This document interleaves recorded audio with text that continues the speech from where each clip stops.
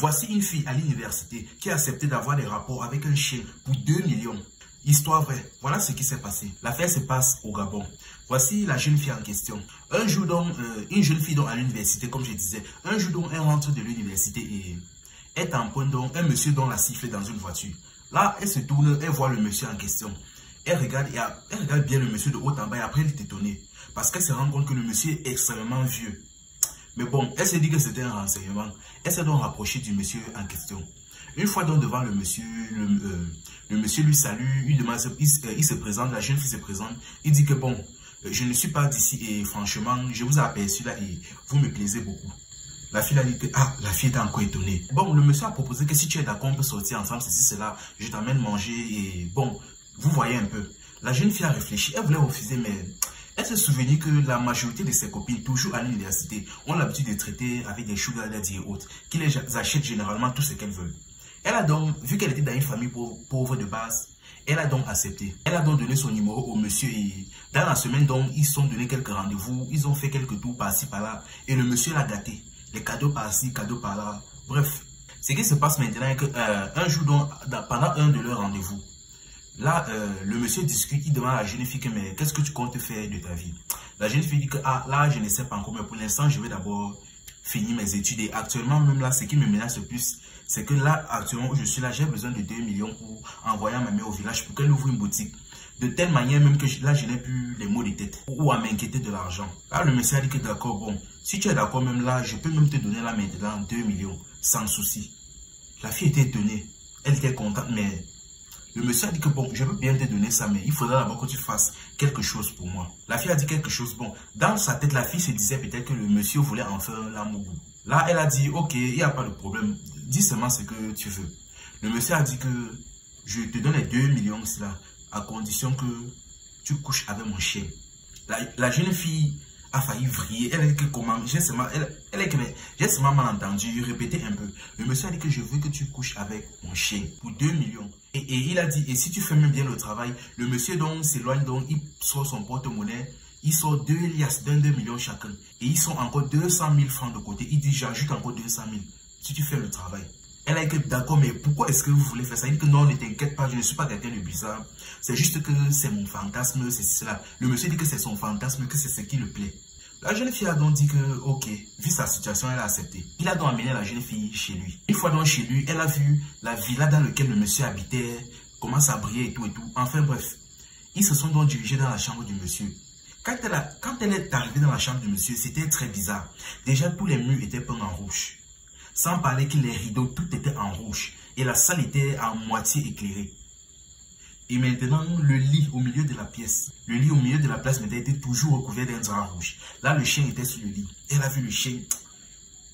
Déjà même le chien, elle a regardé le chien. Le chien déjà même n'était pas normal. Il était très bizarre, on va dire. Le monsieur a dit que ne t'inquiète pas, ça c'est un chien normal. Ne t'inquiète pas, c'est un chien comme les autres. Sauf que lui, il est dressé, ceci, cela. Donc, ce qui se passe, c'est que tu vas t'allonger, il va te pénétrer même 5 minutes et après, c'est fini. Je te donne tes 2 millions, 200 000, tu pars. Bon, elle a accepté donc, mais au moment où elle s'est couchée sur le lit, elle ne sait pas trop ce qui s'est passé, mais au moment où elle s'est couchée, c'est comme si elle avait été assommée. Parce qu'après ça, elle a littéralement perdu connaissance. Et quand elle s'est réveillée, bon, elle a demandé ce qui se passe. Il a dit que non, tu as bien fait le travail, ceci, cela. Le chien a fini ce qu'il avait à faire. Et là, il est parti. Il dit qu'il est parti. Elle a demandé même à voir le chien. Elle a dit que non, laisse. Il est parti se balader comme d'habitude. Elle ne s'est pas hasardée là. Elle s'est levée, elle s'est rhabillée. Le monsieur lui a donné ses 2 200 000. Et elle est sortie. Le monsieur l'a donc porté dans sa voiture. Il l'a ramené devant le chez elle. Et au moment où elle est sortie, il a dit bon, je t'appelle en semaine. Elle est donc rentrée chez elle. Mais une fois chez elle, vous devez comprendre qu'à cette époque-là, elle vivait avec sa tante paternelle. Et sa tante était une femme qui avait des visions. Au moment où elle est entrée dans la maison, sa tante a sursauté, elle a commencé à la regarder bizarrement. Mais bref, elle a bien regardé, mais elle n'a rien dit. Elle a appelé son oncle. Son oncle est venu, il a dit que regarde un peu l'enfant aussi. Son oncle aussi regardait la fille. Il n'a aussi rien dit. La jeune fille est donc partie, elle s'est lavée, elle s'est couchée. Le lendemain matin, les deux ont appelé la jeune fille. Ils ont dit que tu as fait quelque chose de spécial hier. Quelque chose de... En fait, qu'est-ce que tu as fait hier? Elle a dit que non, rien, ceci, cela. Il dit que parce que si je te pose... Il dit que ne me manque pas parce que si je te pose la question, c'est parce que je vois, je sens quelque chose de bizarre sur toi. C'est comme si tu n'es plus vivant. Elle commence à rire, elle dit que, mais plus vivante comment? Elle dit que, dis-moi ce que tu as fait hier. La jeune fille a toujours insisté, dit que non, il n'y a rien. Finalement, sa tante a dit que, ok, comme tu ne veux pas dire non, en tout cas, c'est ta vie. Tu connais déjà mes capacités, donc c'est ta vie. Elle a donc laissé. Et depuis ce jour, elle a essayé fatiguée de joindre le monsieur. Elle a essayé en semaine de joindre le monsieur ne répondait pas. Elle a essayé fatiguée. Et à un moment donné, même, elle a même demandé à une de ses copines de l'appeler avec son numéro. Et lorsque sa copine appelle le monsieur décroche. Mais lorsque c'est elle-même qui appelle, le monsieur ne répond pas. Et parfois, quand il décroche, il dit que vous êtes trompé de numéro. À partir de là, c'était grave. Et après 2 semaines, elle a commencé à tomber gravement malade. Les maladies ont commencé sérieusement à l'attaquer. Et chose bizarre maintenant est que des asticots commençaient à sortir de ses parties intimes. Là, sa tante l'a portée amenée à l'hôpital. Mais une fois à l'hôpital, le médecin lui a demandé qu'est-ce qu'elle a fait de spécial récemment. Elle a expliqué qu'elle a eu à avoir des rapports avec le chien. Les médecins de la pièce étaient dépassés.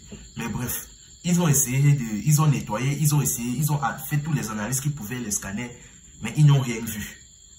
Ils n'ont pas pu déterminer la maladie qu'elle avait. Finalement, donc, ils l'ont transportée dans un plus grand hôpital. Même jusque-là, on n'a rien vu. Là, elle a finalement décidé de dire la vérité à sa tante. Et on a essayé fatigué de joindre le monsieur. On a essayé fatigué même, on n'a pas réussi. Ah, franchement.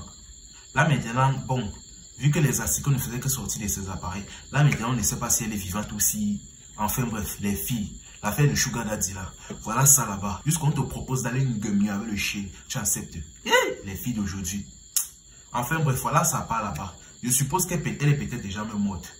Enfin bref, c'était un vrai amusement. Ici on s'informe et on s'amuse. Et pour toute personne qui a besoin d'un site internet, pour leur business, pour leurs activités ou pour exposer leurs marchandises, contactez-moi par le numéro qui se situe juste en bio.